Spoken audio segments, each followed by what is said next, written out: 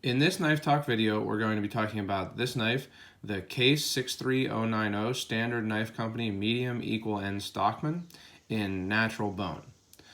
So if you're interested in Stockman, I've been trying to decide on which Case Stockman to get for a while, and I actually ended up buying two, but only kept one. I'm going to do a knife talk video on the Stockman pattern in general, but that's going to be coming up later. So keep your eyes peeled for that and subscribe to my channel if you want to get a notification when I post that.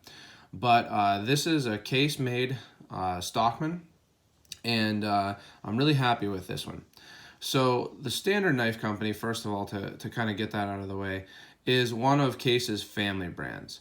So they use a bunch of different brands that they've used throughout the years within their family, and the Standard Knife Company is just one of those. But it's a case-made knife. As you can see here on the tang of the sheep foot blade, it uses Case's model number system. So 63090 is the model number for this. The 090 is this pattern. The 6 means that it's bone handle, I believe. I'm kind of forgetting on that. And then the 3 is 3 blade. I actually am feeling unsure about that, but I'm pretty sure that's what that means. You can look up Case's model number system, but this is a Case-made knife. You can see that it's USA made and in stainless steel, but it just uses the branding of Standard Knife Company. So it doesn't say Case on it. If you like Case in particular or collect Case, this might not be a great one for you. But I got this mostly as a user rather than a collector knife, so I don't really mind too much which company it's branded as. Now, one thing, I don't really love the Standard Knife Company shield. It doesn't seem to be totally like parallel with the lines of the knife.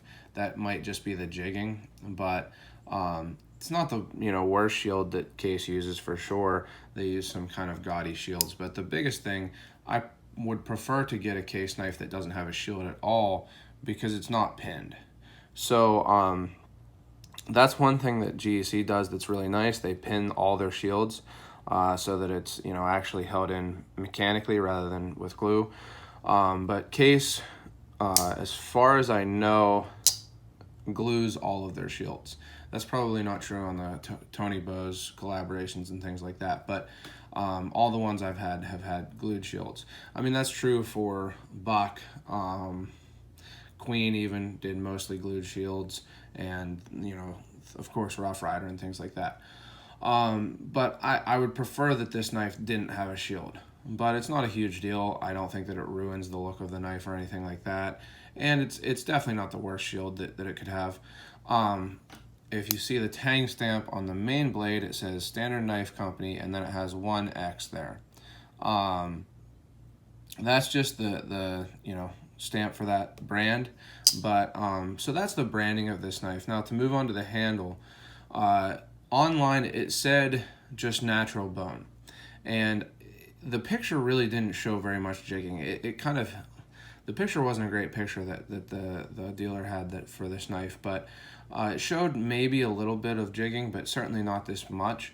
I kind of suspected that it was going to be jigged, but I liked the natural bone better than I think it was burnt amber or something like that. That was the other option. I don't really love this jigging pattern. I think that this is what Case calls on some other knives their corn cob jig pattern. It's kind of like a ladder. It does remind you of like the kernels of corn on a corn cob. But it's really smooth. It doesn't really, throw off the nice look of the undyed bone handle. So I'm happy with that. It's, again, I probably would have preferred different jigging, but as it goes, I think that it looks pretty good. And the fit of the handles are really nice. So really no gaps between the covers and the bolsters. You can see really none there. Over here or over here. The pins are done well. They seem to fit well on everything. So the fit on the handles is really nice. And then going to the back, it really doesn't have any gaps, which a lot of Case knives, I haven't had that many Case knives, but out of the ones I've had, most of them have had gaps on the back springs. This doesn't really seem to. So this is not really a gap. It's more just like this spring sticks up like a 1/4 of a millimeter or something tiny like that. There is a tiny little gap over here, but it's just from here to the end, so very, very small. And then you see there is a little gap between the liner and the bolster there too. So that's all that they have. I think it's pretty okay. This isn't an expensive. This isn't an expensive knife.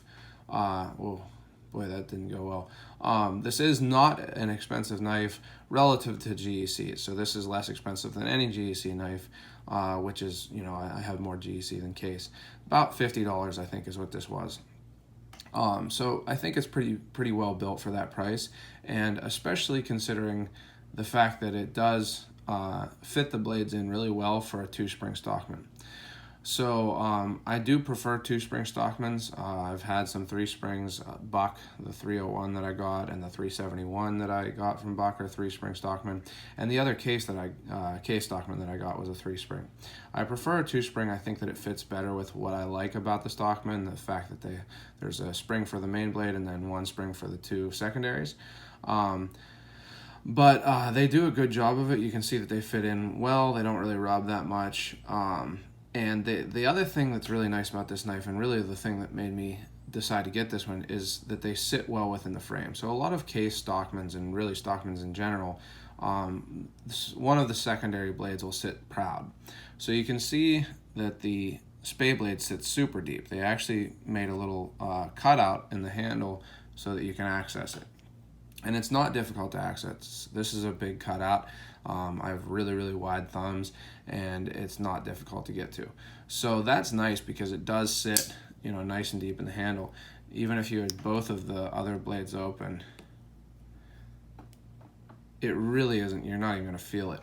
The other nice thing, speaking of that, is how this sheep foot sits. So as you can see, it sits below the frame. I guess there's a little bit of rub there, but not too much. As you can see, it sits below the frame, right? The tip is not proud, which I really don't like. Now, I know that a lot of people say it's not a practical problem because, you either have the spade blade to cover that tip, or if you're using the spade blade, then you have the main blade to cover that tip. But I just don't like it when the tip of a blade is proud. So I really appreciate how low this sheep foot sits, and you can really see that if you look at it this way. You can see that it's pretty much lined up with the spine. The spine of the sheep foot is pretty much lined up with the spine of the clip point until it gets to here where it goes past the clip point.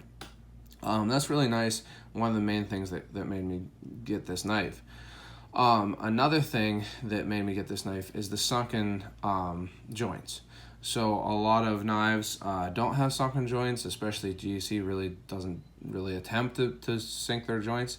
And what this means, if you don't know what sunken joints mean, is the tang of the blade where it kind of hits the spring.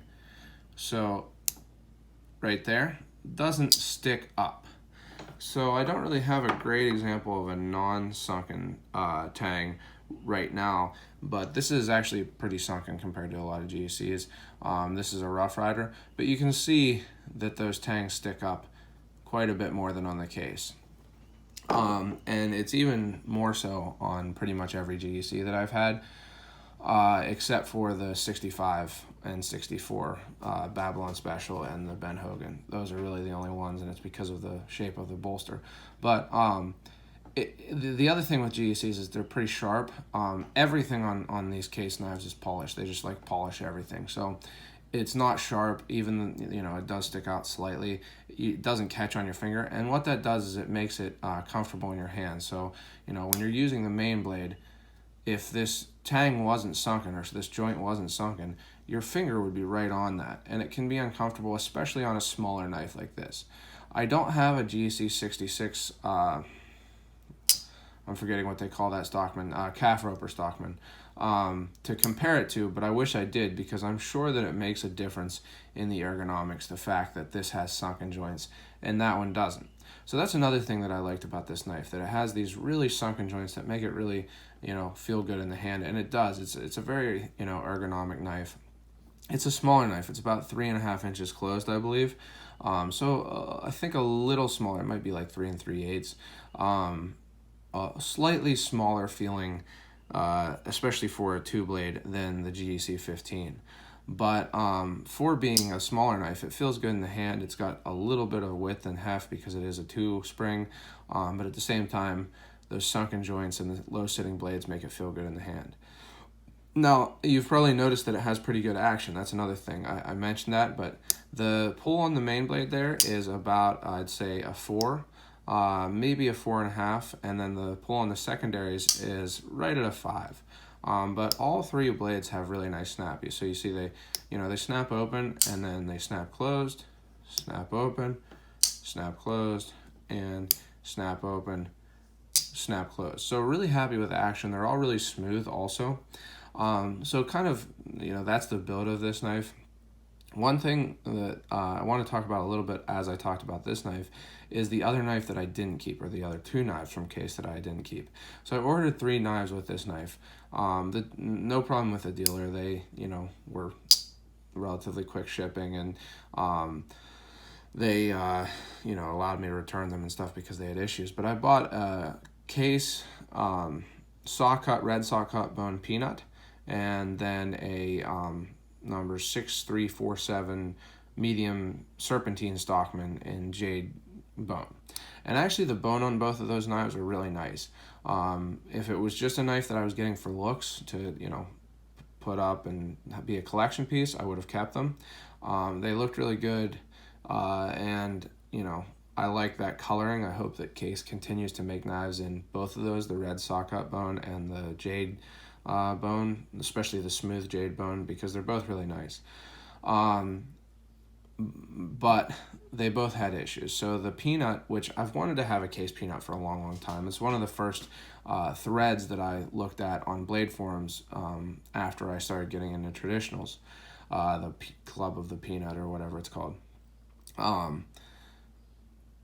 And I had a Rough Rider peanut. It was an okay knife, especially for the money, but it just kind of wasn't the real thing. Certainly a good little using knife. I gave it away to someone, and it just didn't quite do it. So I wanted to get a Case, the real thing, And unfortunately, the main blade, so it has a clip point main blade, was way off centered. It was actually rubbing the liner, hitting the liner, and then the pen was fine on the centering, but both blades, the tips were proud.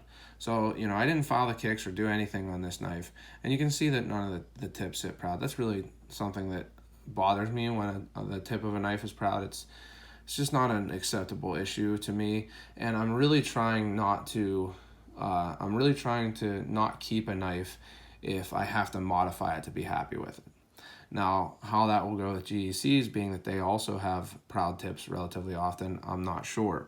And I'm going to make a video on this knife again to compare it. I had to modify this knife, but this knife costs, almost like a quarter of this knife. So, I don't feel too bad having to modify that. But, and with that said, they're actually going to send me a replacement of this one, and I'm keeping this one. So, something to think about there. But I'm trying to really not keep a knife if I have to modify it out of the box to be happy with it. So I wanted to send the peanut back because it had those proud tips. I didn't want to have to file both the kicks and possibly cause blade wrap and everything like that.